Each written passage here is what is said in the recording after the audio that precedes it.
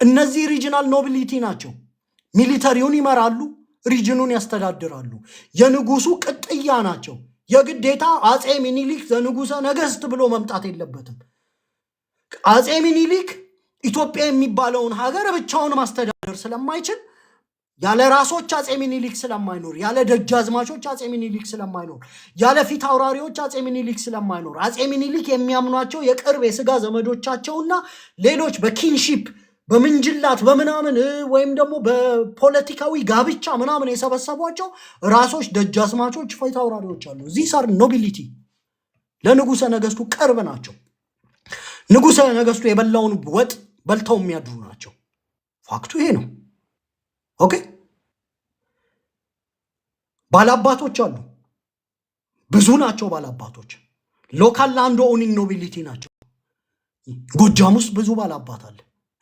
ባላባቱ ራሱ የሮያሊቲው አንዱ አካል ነው። አጼ ሚኒሊክ ንጉሰ ነገስት ነገደ ይሁዳ በስሩ ራስ ደጃዝማችና ፊት አውራሪዎች እንዳሉት ስርዓቱ ይጸና ዘንድ ባላባቱ ደግሞ በሶስተኛ ደረጃ የኖቢሊቲው ክላስ፣ በሁለተኛ ደረጃ ራስ ደጃዝማችና ፊት አውራሪዎች አሉ። በሶስተኛ ደረጃ ደግሞ እነዚህ ራስ ደጃዝማችና ፊት አውራሪ ኦልሞስት በኩል ደረጃ ሪጂናል ኖቢሊቲ ያላቸው አውራጃ ነው የሚያስተዳድሩልህ። ላንተ ታማኝ ናቸው። የበላውን ወጥ ይበላሉ፣ የለበስከውን ይለብሳሉ። ብዙ ናቸው በቁጥር፣ በትዳርም ሊፈጥሩት ይችላሉ። ከዛ ባሻገር ደግሞ ባላባት ሳሉ፣ ባላባት ሎካሎች ናቸው ብዙ ጊዜ ኔቲቭ፣ ከዛው ከማህበረሰብ ውስጥ ነው ባላባት የሚፈልቀው። ጎጃምን ያስተዳደሩ ባላባቶች ከጎጃም ኔቲቭሊ የፈለቁ ባላባቶች ናቸው። የሮያሉ ቅጥያ ናቸው። በንጉሰ ነገስቱ የሚታመኑ ናቸው። ለሮያል ስታተሱ ከፍ ይላሉ። ሚኒሊክ ጎጃምን ቢጎበኝ ከፊት የሚቀመጡ ናቸው ባላባቶቹ። ለሚኒሊክ ግብር የሚጥሉ ናቸው። ሲመጣ የሚያስተናግዱት ናቸው። ቢያድር የሚያድርባቸው ናቸው። ስለሚያምናቸው ወገኖቹ ስለሆኑ ወይም ደግሞ በሌላ ዝምድና ስለተዛመዱ።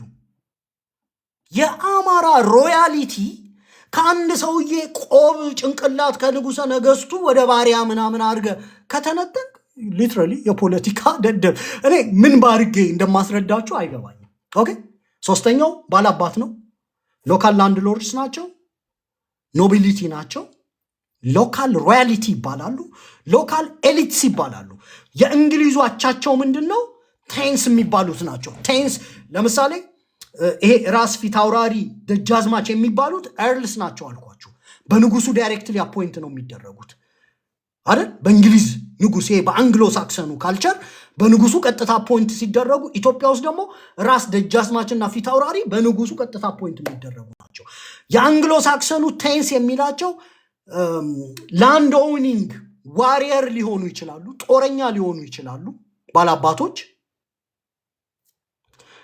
ሮያሉን ነው ሰርቬ የሚያደርጉት። ኦኬ። በርካታ ባላባት ጎጃም ውስጥ አለ፣ በርካታ። ልቀጥልልህ። አራተኛው በእንግሊዝ በአንግሎ ሳክሰኑ ሴሮልስ የሚባሉት ናቸው። ፍሪ ፔዛንትስ ናቸው አይደል? ነፃ ገበሬዎች አርሰው ምናምን የሚኖሩ። በአማራው ካልቸር ደግሞ ገባርስ የሚባላል። ገባርስ ማለት ግብር የሚገብሩ ማለት አይደለም። ኦኬ። ፔዛንትስ ናቸው። ቴናንት ፔዛንት ናቸው። በአንግሎ ሳክሰኑ ካልቸር ሴሮልስ ይባላሉ። ፍሪ ፔዛንትስ ናቸው። ነፃ ገበሬ አብዛኛው አማራ ማለት ነው። ነፃ ገበሬ ነው። ነፃ ነው። በምርኮ ከሌላ ቦታ ይመጣ አይደለም። በወቅቱ በነበረው ስርዓት በሚሊተሪ ኮንቴስት ምናምን ሲሆን ግራኝ አህመድ የማረካቸውን አማሮች ባሪያ አድርጓል። አለቀ። ይሄ ከብሔር ጋር የሚገናኝ አይደለም፣ ካልቸሩ ነው። እጅ ሰተህ በትክክል ለንጉሰ ነገስቱ እንትን ማትል ከሆነ እንግሊዞች በሄዱበት የማረኳቸውን ባሪያ ነው የሚያደርጉት። ገዳ በሄደበት የማረከውን ገዳ መሬትህን አስለቅቆ ይውላችሁ። የገዳና የሌላው እንዲያውም የአንግሎ ሳክሰኑም ይቀርባል ራሱ ከገዳው ጋር። የገዳና የአማራው የሚለያየው ገዳው አንተ መሬት ላይ መጥቶ የወጋህና ሲማርክህ ባሪያ ያደርጋል። ለምሳሌ የዶክተር ነጋሶ ነገድ ዳሞታ እዛው ነቀምት ደንቢዶሎ ምናምን አካባቢ ሄዶ ነው ማርኮ ባሪያ ያደረጋቸው። ከዛ ዶክተር ነጋሶ ተወለዱ አይደል? ገዳ ይማርካል፣ ባሪያ ያረጋል፣ ከዛ ኮሌክቲቭ አዶፕሽን ያረጋል፣ ቋንቋን ትረሳለህ፣ በጊዜ ሂደት የኦሮሞ አንዱ ክላን ትሆናለህ። መጽሐፍቶች ጠቅሻለሁ። የአማራው ደግሞ ምንድነው? ጦርነት መተህ ትገጥመዋለህ። ተዋት ውጋኝ ይልሃል። ኦጋሃለሁ ምናምን ትለዋለህ። ስቴቱን እፈረክሳለሁ ትላለህ። ካንተ ጋር ትቼ ከኦቶማን ተርክስ ጋር ነው የምተባበረው ትላለህ። ተው ይልሃል ንጉሠ ነገሥቱ፣ እምቢ ይልሃል። በነበረው ጨዋታ እሱም ከማረከህ ባሪያ ነው የሚያደርግህ፣ አንተም ከማረከው ባሪያ ነው የምታደርገው። ስለዚህ አማራው በቀጥታ ሄዶ ካሸነፈ ወደ መሬቱ የመጡትን ምን ያደርጋል? በባርነት ይገባሉ፣ ያገለግላሉ። የነበረው የሜዲቫል ስርዓት ይሄ ነው። አማራም በጦርነት ልትወጋ ከመጣህ ገዳም ሲማርክህ ባሪያ ነው የሚያደርግህ። በገዳ የተማረኩ አማሮች የኦሮሞ ባሪያ ነው የሆኑት።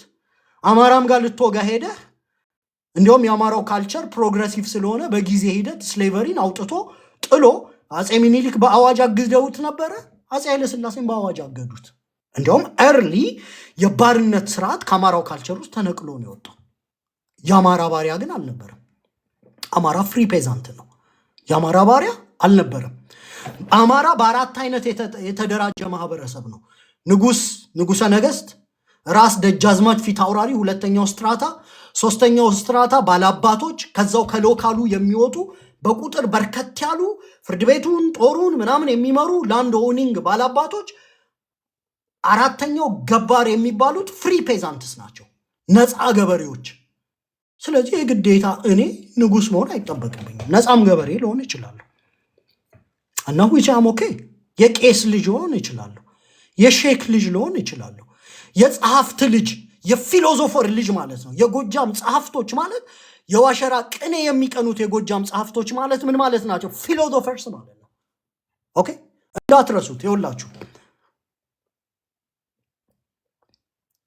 ያዙት በደንብ። የጎጃም ጸሐፍቶች ቅኔን ዋሸራ ልትቀና እየሄድክ የጎጃም ቅኔ ምናምን ተነግሮህ በ3 ቀኑ እየገባህ ኢትዮጵያ ውስጥ የነበረው የሚኒሊክ ንግስናና እሱ ለሸዋ የቀረበና እንትና ባሪያ ነው ምናምን የሚል የደንቆሮ ፖለቲካ ልትሰራልኝ አትችልም። እንዲያውም እንደነ ኒቼ፣ እንደነ ዶስቶቭስኪ፣ እንደነ ምናምን ሳታየር፣ እንደነ ሶቅራጥስ፣ እንደነ ፕሉቶ ራሱን የቻለ ማህበረሰብ ወደ ሰልፍ አክቹዋላይዜሽን ቀርቧል ብሎ አንጋጦ የሚያየው የህብረተሰብ ክፍል ነው። ኦኬ ጸሐፍቶች፣ ቅኔዎች፣ ግልጽ ነው የምነግርህ። አምስተኛው ስሌቭስ በተወሰነ መልኩ በሜዲቫል ኢትዮጵያ ውስጥ ነበሩ። ዩዥሊ ኮንከርድ ከሆኑ ወይም የዋር ካፕቲቭስ ምናምን ናቸው ስሌቭስ የሚሆኑት፣ የጦር ምርኮኛ ስትሆን ማለት ነው። እነሱም በጊዜ ሂደት ወደ አማራው እንደዚሁ ሸዋማ አካባቢ የነበሩ የተወሰኑ የጦር ምርኮኛ ስሌቮች ነበሩ። በጊዜ ሂደት ከአማራው ጋር እየኖሩ ምናምን ኖርማል ማህበረሰብ ሆነዋል ማለት ነው። ስድስተኛው ክለርጂ እና ሞንክስ አሉ። እነዚህም ራሳቸውን የቻሉ የህብረተሰብ ክፍል ናቸው። ንጉሱ ለሶሎሞኒክነት ንግስናው የሚጠራቸው ክለርጂ እና ሞንክስ ናቸው። ሮያል ሶሎሞኒክ ዳይናሲቲን ቁጭ ብለው ያጠኑ ማለት ናቸው። የሚያውቁ በማህበረሰቡ የሚከፈሉ የስልጣን ምንጭ የሚሆኑ። ይሄ ነው በኢትዮጵያ ውስጥ ያለው የፖለቲካ ድንቁርና ሲይዝህ። ኢትዮጵያ ውስጥ የነበረው ንጉስና ምናምን ባሪያ ነው፣ እንትን ባሪያ ነው፣ እንትን ንጉስ ነው ምናምን እያልክ ራስህን ማስደሰት ትችላለህ። እኔ ግን አማራ ኮንክ የንጉሠ ነገሥቱ ዳይሬክት ዲሴንደንት ልትሆን ትችላለህ። አላውቅም። ለምሳሌ እኔ ያው የአባቴን አልነገርኳችሁ። እናቴ የመነንዘር ምናምን ብላ ትፎክራለች። ግን ሁሉም ወለየ የመነንዘር ነው። ሁሉም ጎጃሜ የበላይ ልጅ ነው። ሁሉም ጎንደሬ የቴዎድሮስ ልጅ ነው። ሁሉም ሸዋ የሚኒሊክ ልጅ ነው ምናምና በቃ ይሄ ምናምን ኦኬ ብለህ ትቀበለዋለህ። ገባ? እኔውም ሚኒሊክን በጣም ነው የምወደውና የሚኒሊክ ልጅ ምናምን ልል ይችላል። በቃ በል መብት ነው። ግን በአማራ ውስጥ እገሌ ንጉስ እገሌ ባሪያ ምናምን የሚል ይዘህ እንዳትመጣ። የንጉሱ ዳይሬክት ዲሴንደንት ላትሆንም ትችላለህ። ሶሎሞኒክ ነን፣ ዘመዳችን ናቸው ሁሉም ንጉሶች። ገላውዲዮስም ዘመድ ነው። ሄደው ይኩኖ አምላክ ምናምን ላይ ወይ 1270 ላይ ምናምን እኮ አንድ ደም ላይ ነው የሚገናኙት አይደል? የቤት አማራ ነገስታትም የጎጃምም የጎንደርም ምናምን ሁሉም አንድ ቦታ ነው የሚገናኙት። ግን አማራው በንጉስና በባህሪያ ምናምን ስትራቲፋይድ እንዳታረጉ። አባባህሪ በ10 ትከፈላላችሁ ብለው ነው የነገሩን። ኦኬ ሶ ንጉስ አለ ሂዝ ዘ ሎ የሳውዲው ሞናርኪ ዛሬ መናገር አትችልም። በቃ አትችልም። አንድ ሴት ትችት ጽፋ አንገቷን የቀሉላት ሳውዲ ማለት ነው። አትችልም። ዛሬ ላይ ቁጭ ብለህ በተለይ አሁን መሐመድ ትታየኛለህ የሆነ ቀን ካንተ ጋር ዲስከስ ማድረግ እፈልጋለሁና የሳውዲ ሞናርኪ ንጉስ መሆኑ አይጎረብጥም። ዛሬ ላይ የዛፍ መብት በሚከበርበት ሮያሉን መተቸት አትችልም። ሳውዲ ውስጥ ብትሄድ የሮያል ፋሚሊና የተራው ዜጋ ኑሮ የባሪያና የስሌቭ ምናምን ነው። መናገር አትችልም። እንዲህ ቀና ብለህ መብት ምናምን ማለት አትችልም። ሮያል ፋሚሊዎች የወረወሩልህን በጀት የያዙልህን ምናምን እንትን ትላለህ። እንዲያውም እንደ ኳታር ምናምን ያሉ እንደ ዱባይ ምናምን ሀብታቸውን እያካፈሉ አትሊስት እንደው የኢኮኖሚ ጥያቄ እንዳይነሳ ምናምን ያደርጋሉ። የሳውዲ ደግሞ ትንሽ ይከፋል። የሳውዲ ሮያል ፋሚሊ አይጎረብጥህም። ለምን? ሙስሊም ስለሆኑ። የአማራ አጼዎች ይጎረብጡሃል። ለምን? አላቅም ለምን እንደሚጎረብጡ። የለም እንዲህ አይነት ነገር የለም። በሜዲቫል ፔሪድ የነበረው የንጉሰ ነገስት ባህሪ ነው። የአንግሎ ሳክሰን ካልቸርም ኪንግ ኤርስቴንስ ሴሮል ስሌቭስ ምናምን እያለ ስትራቲፋይድ ያደረገ ነው። አማራም በሜዲቫል ፔሪድ የዲሞክራሲ የፌዴራሊዝም ስርዓት ሊፈጥርልህ አይችልም። የነበረው ንጉስ፣ ራስ፣ ፊት አውራሪ፣ ደጃዝማች፣ ባላባት፣ ገባር ስሌቭ ስርዓት ነበረው። አለቀ በቃ። ምንም አዲስ ነገር የለው። በስሌቨሪ ውስጥ የሚገቡት ብዙ ጊዜ በጦርነት የተማረኩት ናቸው። ልትወጋው ከመጣህ ገዳ ማርኮ ሙሉ ለሙሉ ባሪያ ያደርግሃል። ምንጭና ምስክር ዶክተር ነጋሶ ጊዳዳ እኔ የባሪያ ልጅ ነኝ ነው ያሉት። እኔ ኦሮሞ ነኝ፣ ግን ኦሮሞነቴ በደም የመጣ ሳይሆን እኔ የባሪያ ልጅ ነኝ። የጠፍሮ የዳሞቴ ነገድ ተወላጅ የባሪያ ክላን በባርነት ገብተን ምናምን ነው ያሉት። አረ ይሄን ያሉት ዶክተር ነጋሶ። ስለዚህ እንዲሁም የአማራው ሞር ተራማጅ ነው። ለምንድን ነው ይሄን የነገርኳቸው? በአንድ ማህበረሰብ ውስጥ ንጉስ ባሪያ ምናምን እያልክ ማጥበብ የለብህም። የራስ ልጅ ልትሆን ትችላለህ። ራስ የንጉሰ ነገስቱ ቀኝ እጅ ነው። ያለ ራስ ንጉስ ቆብ የጫነ ግለሰብ ሆኖ ነው የሚቀረው። ንጉሳዊነት ስርዓት ነው፣ ግለሰብ እንዳይመስላችሁ። ኦኬ አንድ ግለሰብ ኢትዮጵያን ጸጥ ለጥ አድርጎ ገዛ ምናምን የሚል ተረት ካለ ተሸውዳል። ንጉስ ግለሰብ ነው። ንጉሱ የቅርብ ቤተሰቡን ራስ አድርጎ ይሾማል፣ ደጃዝማች አድርጎ ይሾማል፣ ፊት አውራሪ አድርጎ ይሾማል። ሰከንድ ክላስ ኖቢሊቲ ናቸው። ቤተ መንግስት ይገባሉ፣ ይወጣሉ፣ የቤተ መንግስቱን ወጥ ይበላሉ። ልዩነቱ ንጉሱ የሚተኛበት ክፍል ላይተኙ ይችላሉ፣ ምክንያቱም አሁንም እንደዛው ስለሆነ ማለት ነው። በስርዓት ደረጃ እኩል ትጠቀማለህ። የንጉሱ ቤተሰቦች ጥቂት ናቸው። ስርዓቱን የሚጠብቀው ግን የሮያሉ ቅጥያ የሆነው የራስ የደጃዝማችና የፊት አውራሪ ሁለተኛው የንግስና ክፍል ማለት ነው። ስለዚህ እኔ ንጉስ ነኝ ስትል እኔ ንጉሰ ነገስት ነኝ እያልክ አይደለም፣ ወይም ከንጉሱ በቀጥታ ወለዳለሁ እያልክ አይደለም። እኔ ንጉስ ነኝ ስትል እኔ ወይ ከንጉሱ በቀጥታ ወለዳለሁ አሊያም ንጉሱ በቀጥታ ከሚሾሙት ዘመዳቸው ወይም የቅርብ ሰዋቸው ወይም በትዳር ካጋቡት ወይም ከሚያምኑት ሰዋቸው ራስ ነኝ፣ ወይም እኔ ደጃዝማች ነኝ፣ ወይም እኔ ፊት አውራሪ ነኝ፣ ግን ሮያል ኖቢሊቲ ነኝ እያልክ ነው። ኦኬ እኔ ንጉስ ነኝ ስትል እንደዛ ነው መረዳ። 40 ሚሊዮን ንጉስ ስለሌለ ወይም ደግሞ እኔ ንጉስ ነኝ ስትል እኔ ባላባት ነኝ እያልክ ነው። ባላባት ደግሞ ኦርጋኒካሊ ሎካል ላንድ ሎርድስ ናቸው። የጎንደር ባላባት እዛው ከጎንደር ኦርጋኒካሊ የወጡ ናቸው። የወሎ ባላባቶች እዛው ከወሎ ኦርጋኒካሊ የወጡ ናቸው። አንዳንድ ጊዜ ራስ ደጃዝማችና ፊት አውራሪው ምናም ልታዘዋውር ትችላለህ። ባላባት ግን እዛው ተወልዶ ያደገ ለስርዓቱ ታማኝ የሆነ የንግስናው የሮያል ፋሚሊው ቅርብ የሆነ ምናልባት በሶሎሞኒክም ሊሆን ይችላል፣ በታማኝነትም ሊሆን ይችላል። ንጉሱ ቢመጣ የሚያርፍበት፣ ንጉሱ አምኖት የሚበላው፣ ንጉሱ የሚያድርበት ምናምን ሎካል እዛው ሀገር በቀል የሆነ ላንድ ኦኒንግ ኖቢሊቲ ማለት ነው። መሬት ያለው የመሬት ባለመብት የሆነ ባለ አባት ማለት ነው። እንግዲህ የጎጃም ባላባቶች ከጎጃም ነው የፈለጉት። የአማራ ስርዓት ውስጥ የንግስና ስርዓት አለ ሲባል ኢዘር ንጉሰ ነገስት አለ ወይም ራስ አለ ወይም ደጃዝማች አለ ወይም ፊት አውራሪ አለ ወይም ባላባት አለ እያልክ ነው እንጂ ከአንድ ሰው ቆብ ስር 40 ሚሊዮን አማራ ወጣ ምናምን እያልክ አይደለም። ሊሆንም አይችልም፣ ፊዚብልም አይደለም። እንግሊዞች የእንግሊዝ ሞናርኪ የኛ ነው ሲሉ የንግስት ኤልዛቤት ዳይሬክት ዲሴንደንት ነን እያሉ አይደለም። በወቅቱ ከነበረው ከነገርኳችሁ ሮያል ፋሚሊ ነን ሲሉ ኪንግ ወይም ምናምን ዳይሬክት ዲሴንደንት ሊሆኑ ይችላሉ፣ ኤርሎች ሊሆኑ ይችላሉ፣ ሃይ ራንኪንግ ኖቢሊቲ በአማራው ራስ ደጃዝማች ፊት አውራሪ የምንላቸው ወይም ቴንስ ሊሆኑ ይችላሉ፣ ላንድ ኦውኒንግ ዋርሎርድስ ምናምን ሊሆኑ ይችላሉ፣ ዴር ኦልሶ ኖቢሊቲ ወይም ሴሮልስ ሊሆኑ ይችላሉ። በአማራው ምናምን ገባርስ ምናምን ገባርስ ራሱ ይኸውላችሁ አንደርማይን ማድረግ የሌለባችሁ ገባርስ ራሱ አንድ የማህበረሰብ ክፍል ነው። ፍሪ ፔዛንትስ ማለት ነው። ብዙ ነፃ የሆነ ገበሬ ነበር አማራ ሆኖ ነፃ ሆኖ አርሶ የሚኖር በእጅ ጥበብ ሙያ የሚኖር በጊዜ ሲሄድም ነጋዴ የሆነ ነግዶ የሚኖር ማህበረሰብ ሲያድግ ክለርጂና ሞንክስ የነሱ ልጆችም አንድ የማህበረሰብ ክፍል ናቸው፣ የተከበሩ ናቸው። ዛሬ ሼኮች የተከበሩ ናቸው አይደል? አንድ የማህበረሰብ ክፍል የሼክ ልጅ እኮ ስትል ኩራትን እኮ ነው የምትገልጸው። የክለርጂና የሞንክስ ልጅ ስትል አንድ የማህበረሰብ ክፍል ነው። ጸሐፍቶች ቅድም እንዳልኳችሁ ነገስታቱ ያልገባቸውን ቁጭ ብለው የሚጽፉ ለንግስት ምናምን እንደዚህ ጻፍልኝ ከተባሉ ቁጭ ብለው በግዕዝ ለምሳሌ አባ ጎርጎሪዮስ ከምንድን ነው የምትመድባቸው? ኤሊት ነው የሚላቸው፣ ምሁር ነበሩ ነው የሚላቸው።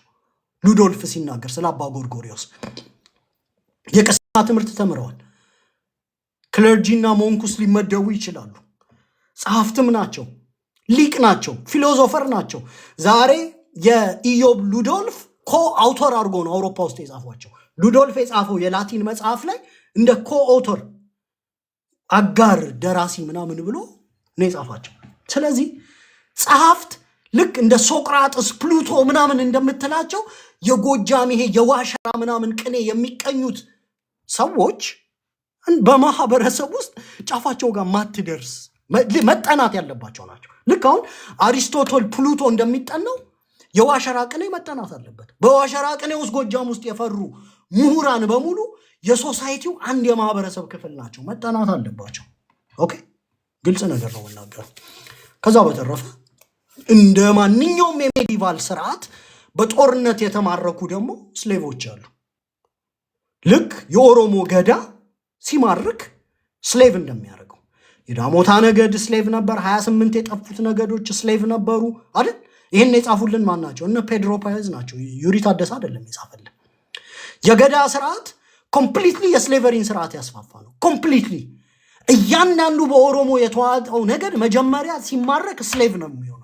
ይህን ያሉ ማን ናቸው? ዶክተር ነጋሶ ጊዳዳ ናቸው። የዳሞታ ነገድን ታሪክ ሲነግሩ ነው። የኦሮሞ ነገድ መጣ፣ በደንቢዶሎና በነቀምት አካባቢ ወረረን አሉ። እኔ ነባር ከነበረው የዳሞታ ነገድ ተወላጅ ነበርኩኝ። የኔ ነገድ በጦርነት ተሸነፈ። ስለዚህ በባርነት ቃሊቲ ገለቡ የሚባል የኦሮሞ ገዳ በገዳ ስርዓት ውስጥ ያስተዳድረን ጀመር። ቃሊቲ ገለቡ ያየውን መሬት ሁሉ ኢቭን በዛ ሰዓት ጎሾች ነበሩ ይላሉ። ጎሾች በነጭ ሳር ውስጥ ሲንጎማለሉ፣ እነዚህ ደግሞ ምንድናቸው? የአባቶቼን ኮርማ የመሰሉ ብሎ በመሬቱ ልቡ ወከክ አለ። አሁን ባለው እንትን ቃሊቲ ገለቡ የሚያምር ነገር አይቶ ለሃጩ ተዝረከረከ ልንለው እንችላለን ገዳውን ሰውዬ። ኦኬ። ከዛ በኋላ ሄደና ወረረ፣ የዳሞታ ነገድንም ወረረ። የእሳቸው 7ኛ አያት ጠፍሮ የቃሊቲ ገለቡ ስሌቭ ሆኖ ማገልገል ጀመረ። ቃሊቲ ገለቡ ፈርጣማ ዳሞቴ ነበረ። ጠፍሮ ፈርጣማ ዳሞቴ ነበር። ቃሊቲ ገለቡ ቤት ያገለግላል። ዜን ጠፍሮ ምናልባት ፈርጣማ መሆኑ ምናምን አላውቅም። የቃሊቲ ገለቡ ሴት ልጅ ወደደችውና ማገጠች። ስትማግጥ አረገዘች። ቃሊቲ ገለቡ ከባሪያ ልጁ አረገዘች ተብሎ የአካባቢው ሰው አማው ይላሉ። ዶክተር ነጋሶ ጊዳዳ። ከዛ ይገለዋል ምናምን ጉዱ ፈላ ብሎ ሲጠብቅ ቃሊቲ ገለቡ ሴት ልጁን በጣም ስለሚወዳት ጽንሱንም ማስወረድ ስላልቻሉ እሱ ከሚኖርበት ራቅ አድርጎ ቤት ገንብቶ ሰጣቸውና አብረው መኖር ጀመሩ። ኦኬ። ከዛ ዶክተር ነጋሶ የሚባሉ ከባሪያ የተወለዱ የዳሞታ ነገር ተወላጅ በጨፌ ኦሮሚያው ኦሮሞ ናቸው ተብለው እጃቸውን አውጥተው መርጠው የኢትዮጵያ ፌዴራላዊ ዲሞክራሲያዊ ሪፐብሊክ ፕሬዝዳንት ሆነው ለኦሮሞ ሲገሉ፣ ሲያስገድሉ፣ ሲያስሩ፣ ሲያሳስሩ ለኦሮሞ በታማኝነት ሲያገለግሉ ኖሩ። አለቀ። ስለዚህ ለነ መሐመድ የባርነት ታሪክ የኦሮሞ ገዳ ታሪክ መሆኑን ካልነገራችኋቸው እንደ አዲስ ታይምስ ትመጣና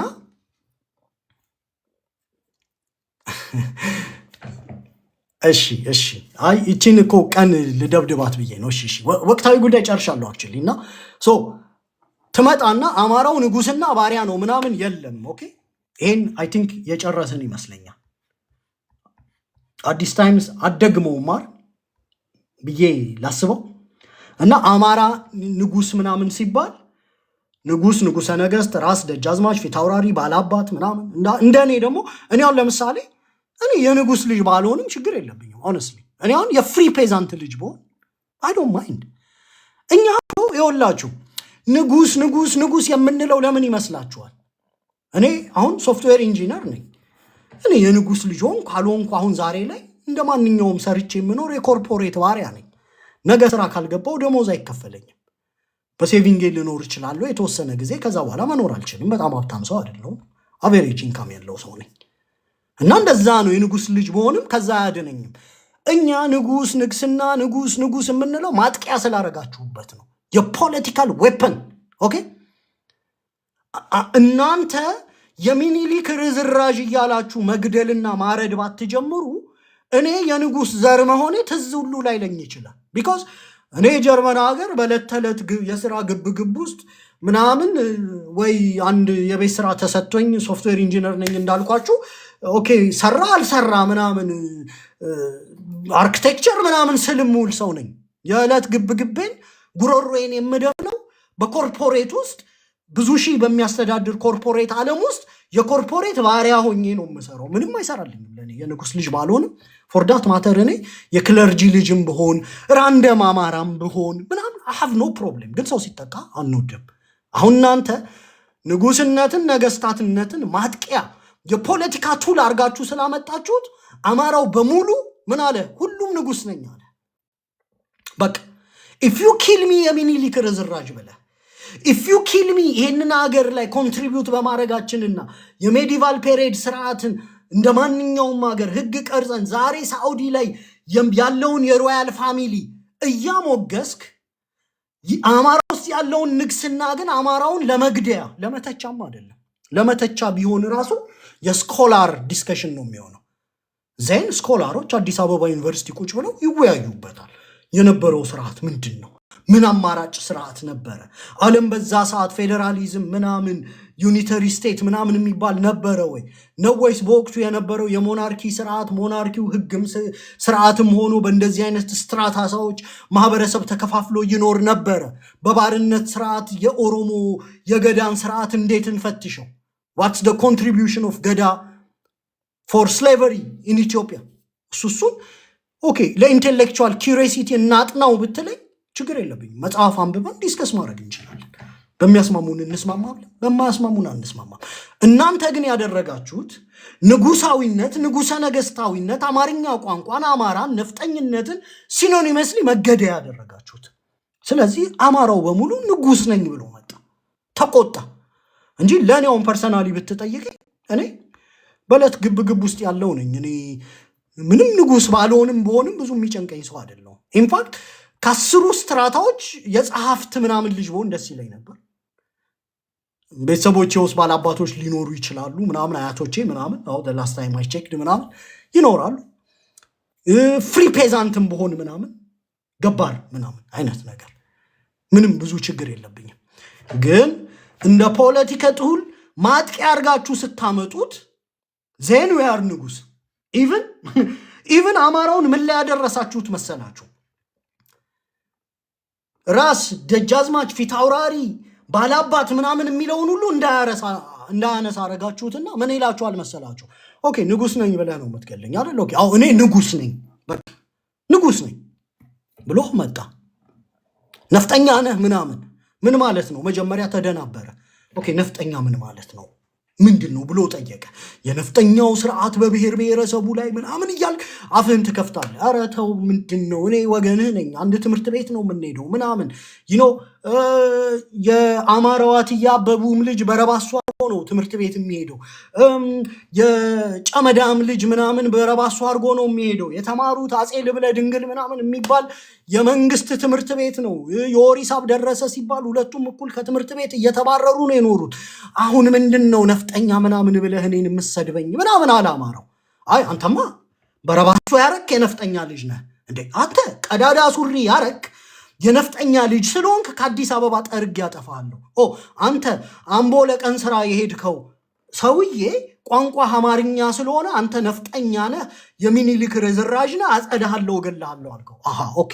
ስለዚህ ይሄ የመገደያ ኮድ ከሆነ ነፍጠኛ ነኝ ሆኜ እታገላለሁ አለ እንጂ አማራው በጣም ተራማጅ በሜዲቫል ፔሪየድ የነበሩ ስርዓቶችን በዛሬ የፖለቲካል ሲስተም ኢምቤድ እናድርግ ያላለ ፎርዳት ማተር አንዳንዴ በስልጣን ስትንገበገቡ እስኪ ምሩ ምናምን ብሎ የፖለቲካ ስልጣን ምናምን ሰጥቷችሁ ጎንደር ላይ የኦሮሞ ደም የኔ ነው ምናምን የሚል ራሱ ምናምን መባል ያልነበረበት አይነት ነገር ዛሬ ላይ ምናምን ቆመ ስትገመግም ያለ ህዝብ እስኪ በቃ እንደው ያለው የፖለቲካ መስገብገብ ስልጣን ሲይዙም ከወጣላቸው ኦሮሞ አብይ አህመድ እስኪ ስልጣን ይዞ እንየው።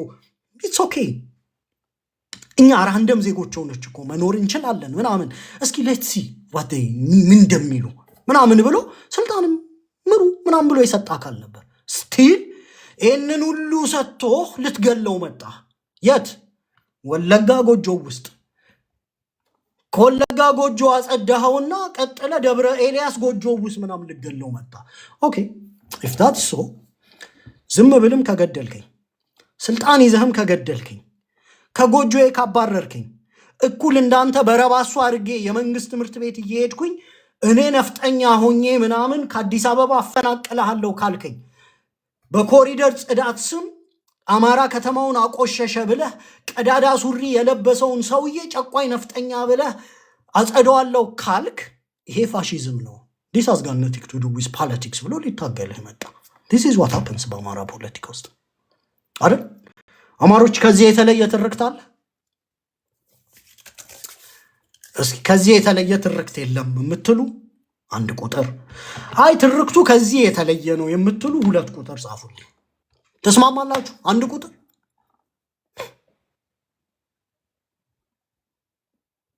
ኦኬ እሺ። ከዛ በተረፈ እንደው እና አዲስ ታይምስ ቀን ስራ ላይ ሆኜ መግባት ስላልቻልኩ ነው እንጂ ብገባ ደስ ይለኝ ነበር እና ሌላ ጊዜ ግን ይህንኑ ውይይት እዛው ላስቀጥለው ፈልጋለሁ። እንዲያውም ስሌቨሪን በገዳ ከነ አዲስ ታይምስ ጋር ገዳ ምን ያህል ህዝብ በባርነት አስገብሯል በቁጥር የሚታወቅ ኢምፔሪካል ዳታ ምናምን ይዘን ነው የምንመጣው እና እሱን ዲስከስ እናደርጋለን። አማራን ልትወጋው ከመጣ በጊዜው እንደነበረው ስርዓት ታገለግላለህ። አለቀ በቃ። እንዲህ አይነት ስርዓቶች ነበሩ። አማራ ውስጥ ግን 10 አይነት ስትራታዎች ነበሩ። እሷን እንደው ጠቆም ላድርግ ብዬ ነው። በተለይ ደግሞ ለና አዲስ ታይምስ የጎጃም ጸሐፍት ማለት እንደነ አሪስቶትል ምናምን ማለት ናቸው። ኦኬ እነ ሶቅራጥስ ምናምን ማለት የዋሸራ ቅኔ ምናምን እነ ዘርአ ያዕቆብ እኮ ማለት በቃ ሶቅራጥስን ምናምን እኮ ይበልጠዋል እኮ አይደል? ዘርአ ያዕቆብ እንዲያውም ፖርቹጋላዊ ነው ምናምን ይላሉ ነጮች። ለምን ጥቁር እንዲህ አይነት ፍልስፍና ሊያደርግ አይችልም ይላሉ። ዘርዓ ያዕቆብ ኦኬ። ይሄ የዋሸራ ቅኔ ምናምን ብሎ ቅኔ የሚዘልፈው ምናምን አገሪቷን ቀጥ አድርጎ እኮ በግዕዝ የሰራ ህዝብ ነው እና እነ ሶቅራጥስን ምናምን እኮ እንደመተቸት ማለት እኮ ነው። የጎጃም አማራን በዛ ደረጃ ቀን በገለጻችሁ ደረጃ እኔ ልደግመው ስለማልፈልግ ነው። ይኸውልህ የጎጃም አማራን ቀን በገለጽከው ደረጃ መግለጽ ማለት ሶቅራጥስና አሪስቶትል ቢኮዝ ባርባሪክ ከነበረው ሶሳይቲ ውስጥ ጸሐፍቱ ነው አደለ? የሞራል ከፍታ ይዞ ምናምን አንድን ሀገር ታሪኳን እየዘገበ ምናምን ፍልስፍና እየተፈላሰፈ ቅኔ እየቀኘ ምናምን እኮ የሀገርን ካልቸር ያስቀጠለው እኮ እሱ እኮ ነው። እና ይሄ ህዝብ አንድ ራሱን የቻለ ስትራታ ነው፣ አደርስበትም ራሱ ማለት ነው። እሺ ቀን በገለጻችሁበት እንዳትገልጹት ማለት ነው። ከዛ በተረፈ እኛ በርካታ አጼዎች አሉት፣ በርካታ ራሶች አሉን እኛ አማሮች፣ በርካታ ደጃዝማቾች አሉን፣ በርካታ ፊት አውራሪዎች አሉን፣ በርካታ ባላባቶች አሉን። ፍሪ ፔዛንቶቹ በጣም ብዙ ናቸውና ብዙም ለኛ ርዕስ አይደለም ይሄን አጀንዳ። ግን አንግሎ ሳክሰኑም ለብዙ ዓመት ያካሄደው ስርዓት ነው፣ በወቅቱ የነበረ ስርዓት ነውና ተረጋጉ ለማለት ነው። ይሄን በዚህ ልቋጭና ከዛ በተረፈ የዛሬው ፕሮግራም ላይ የመጨረሻ ፖይንቴን ሳስቀምጥ ምንድነው እኛ ሶፊስቲኬትድ ከሆነ ማህበረሰብ ውስጥ የመጣን ሶፊስቲኬትድ ነን። ለምን ፖለቲካችሁ ቀላል አልሆነም